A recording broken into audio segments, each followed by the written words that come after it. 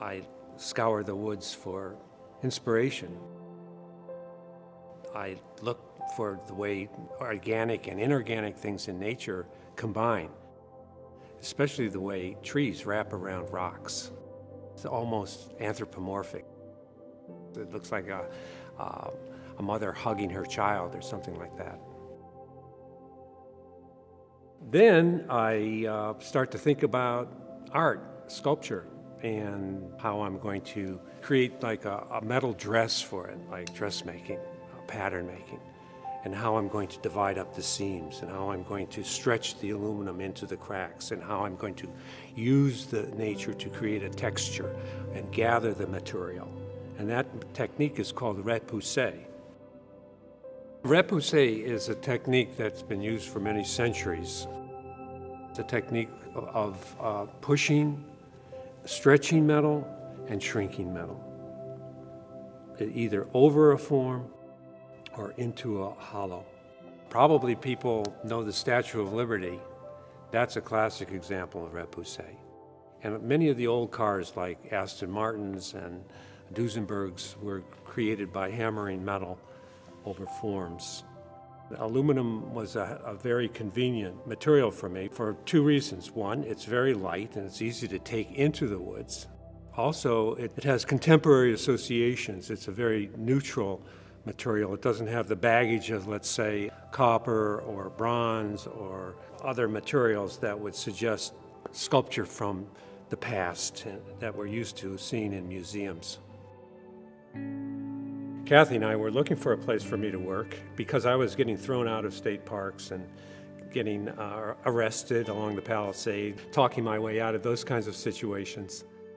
Eventually I found my art home at Harmony Ridge Farm and Campground in Branchville, New Jersey.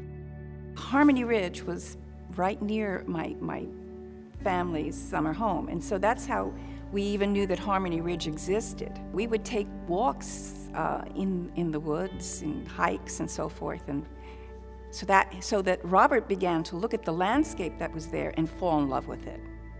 Because that's the Kittatinny Mountain Range, it's the Appalachian Trail, it's one of the most beautiful areas.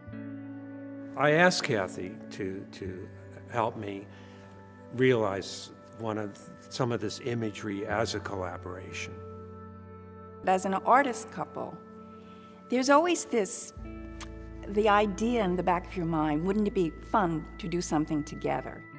I am not a landscape painter. I was always a figure painter, and I did these images from old masters. Bob and I decided to try something new. It was the first time that I thought about doing any landscape painting. And so when I started doing these, it was a whole new world for me. You know, it was interesting too because the hammered aluminum has all these different nuances of grays and lights and darks. That's why Kathy chose to use grisaille, which is a French term, which means painting in grays and blacks and whites. You look at something and you say, oh, it looks like it's, you hear 50 shades of gray. Try 150 shades of gray. I wanted to do it in grisaille because I also felt that the brush stroke could be like the hammer stroke, so that every time he took a hammer and he created some sort of surface that reflected light, so could the brush. So how did we choose our subjects? Well, it wasn't that easy. We had to decide together. And what I did was make an angle iron frame the size of these paintings that we could march around in the woods and juxtapose against different situations and then talk about them and discuss what we felt about it. There would be a certain area and he would photograph that area, and we would then say this would make a really beautiful painting, and we would go to that area and with that frame and see what rocks, what sculptural effects would look good with the choice of the landscape. This idea of introducing the painter's vision, two-dimensional, and the sculptor's vision, three-dimensional, but the same, absolute same piece of landscape. They take a very long time to do. Then there's the magic moment where all our, thoughts about putting this together, he brings the sculpture back, and we have to assemble this. This is a very frightening moment, because we're doing a collaboration, but I'm alone in my studio doing the painting part, and he's doing his, and not knowing, only thinking in your mind what it might be, but not knowing how it's going to look, not knowing if it's going to fit, nothing, so each time there's a lot of tension and then relief to see that it can get put together and be a finished piece. I express myself in a very tactile way, and there's a very tactile foundation to my work.